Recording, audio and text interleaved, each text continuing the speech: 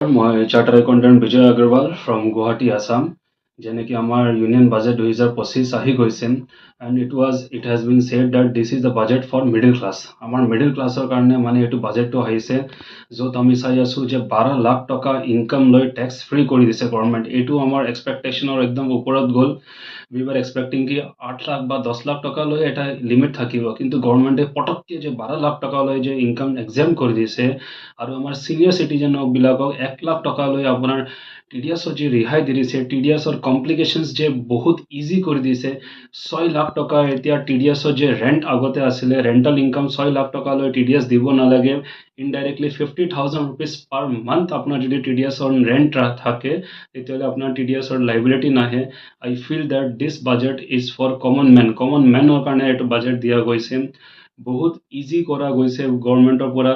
Public sentiment এনেকো আছিলে যে ইহঁতে ফ্ৰাস্ট্ৰেটেড আছিলে ট্যাক্স ইমান দিব লাগে জিএসটি ট্যাক্স দিব লাগে ইনকাম ট্যাক্স দিব লাগে and this budget has shown that government is with publicor logot ase etia publicor supporter logot ase aru this budget is one of the best budget one of the well planned budget aru etu transparency anibo ei budget to etia transparency heneko anibo je manu bilak etia black ba out of transaction নকৰিব সবে disclose কৰিব বিচাৰিব মানুহ এতিয়া মানুহবিলাক ভয় নকৰিব 12 লাখ টকা লৈ ট্যাক্স নাই তো সবে ভলান্টাৰি নিজত আহিব আৰু ইনকাম ডিসক্লোজ কৰিব আৰু ইনকাম ট্যাক্স ৰিটাৰ্নস ফাইল কৰিব এই বাজেটে মিডল ক্লাস ফ্যামিলিৰ কাৰণে কেনেকুৱা ধৰণৰ প্ৰভাৱ পেলাব সব অলৰেডি মই জনে আপোনাক কৈছো যে আজি মিডল ক্লাস ফ্যামিলি আমাৰ স্যালাৰি বা ইনকাম ৰেঞ্জ কিমান থাকে 50000 পাৰ মান্থ তো 1,25,000 টকা আমাৰ মিডল ক্লাস ফ্যামিলিৰ এক্সপেন্ডিচাৰ বা ইনকাম পাৱাৰ থাকে আৰু আজি আমাৰ গভৰ্নমেন্ট 12 লাখ টকা লৈ আৰু স্যালারিড এমপ্লয়ি কেছত 12,75,000 টকা লৈ ইনকাম যে মাফ কৰি দিছে ৰিহাই কৰি দিছে ট্যাক্স টু কমাই দিছে জিৰো কৰি দিছে তাৰপৰে আমাৰ মিডল ক্লাসৰ এতিয়া স্পেন্ডিং পাৱাৰটো বাঢ়ি যাব ঠিক আছে ইনকামৰ ওপৰত যেতিয়া ট্যাক্স না লাগিব ইহঁতৰ লগত ইনকামটো বেছি থাকিব ক্যাশ বেছি থাকিব ইহঁতৰ লগত স্পেন্ডিং পাৱাৰটো বঢ়াই যাব আৰু দে উইল কাম ভলান্টাৰি ইহঁতে এতিয়া বাৰ্ডেন ফিল নকৰিব যেনেকৈ আগতে বাৰ্ডেন ফিল কৰি আছে যে মোক জিএসটিও দিব লাগে ইনকাম ট্যাক্সও দিব লাগে এই বাৰ্ডেনটো বহুত কমাই যাব আৰু আই ফিল দ্যাট মিডল ক্লাসৰ সেন্টিমেন্টস বহুত ফাৰ্স্ট টাইম গভৰ্নমেন্টে অলপ মিডল ক্লাসৰ ওপৰত বেছি ফোকাস কৰি মিডল ক্লাসক সাপোৰ্ট কৰিছে যেনেকৈ আগতে আমি চাই আছিলো বা আমি এটা সেন্টিমেন্ট বনাইছিলো যে আইদাৰ গভৰ্নমেন্ট বহুত ডাঙৰ হাই ক্লাসক চাই আছে আম্বানিজ হো টাটাজ হো এটসেট্ৰা বা বহুত লোৱাৰ ক্লাস পিপল বা আমাৰ এগ্ৰিকালচাৰ কিষান কৃষি বিলাকো চাই আছে ইহঁতক ফ্ৰী ফুড ফ্ৰী সাবসিডি দি পিনে মিডল ক্লাসৰ কাৰণে একো নাছিলে but this budget is for middle class people আৰু স্যালাৰি যে এমপ্লয়ৰ কাৰণে যেহেতু 12 লাখ টকা ট্যাক্স ফ্ৰী কৰি দিছে ইনকাম ট্যাক্স আপুনি কি ক'ব এই সন্দৰ্ভত কেনেকুৱা ধৰণৰ প্ৰভাৱ পেলাব স্যালাৰি এমপ্লয়ৰ ক্ষেত্ৰত সব মই মানে এটা স্মল ক্যালকুলেশন দিম আজি 12,75,000 টকা লৈ যে স্যালারি ইনকাম এক্সাম্পশন কৰিছে মিন্স 1 লাখ বা 1 লাখ পৰা 1,05,000 টকা পাৰ মান্থ যাৰ ইনকাম হয় এই স্ল্যাবত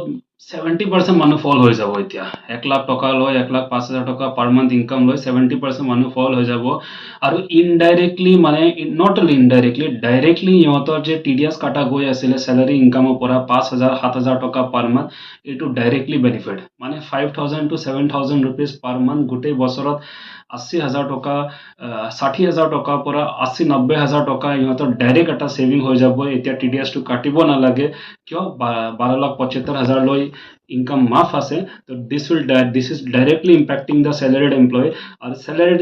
এমপ্লয়িজ বিলাক যেনেকে আগতে ভাবি আছিল যে বিজনেসম্যানৰ কাৰণে ট্যাক্স টু বছৰৰ কাৰণে খৰচা দেখাই ইহঁতে ট্যাক্স টু বসাই লিয়ে কিন্তু আমাৰ স্যালাৰি কেছৰ কাৰণে একো নাছিলে হুইস্তা যে আমি প্ৰফিটটো আমি স্যালাৰিটো কেনেকৈ কমাম বা ট্যাক্সটো কেনেকৈ কমাম সেই কাৰণে ডাইৰেক্টলি গভৰ্নমেন্ট ইমান যে এক্সাম্পশন দি দিছে আজি মই ফিল কৰো as a chartered accountant 5,000 to 7,000 পাৰ মান্থ ইহঁতৰ বেনিফিট হ'ব in the form of taxation এই বাজেটে কিবা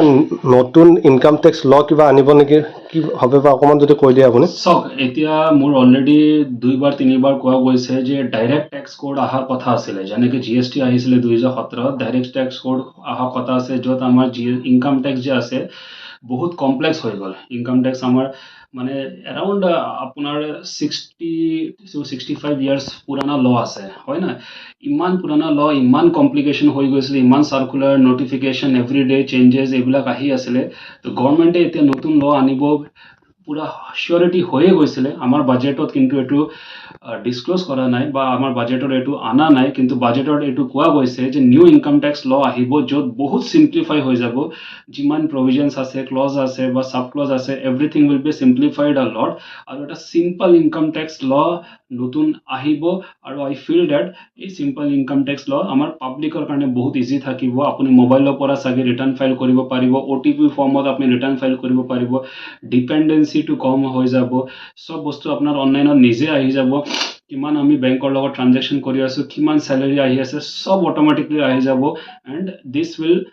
bring transparency in the economy, and this will have a smooth functioning in the economy also.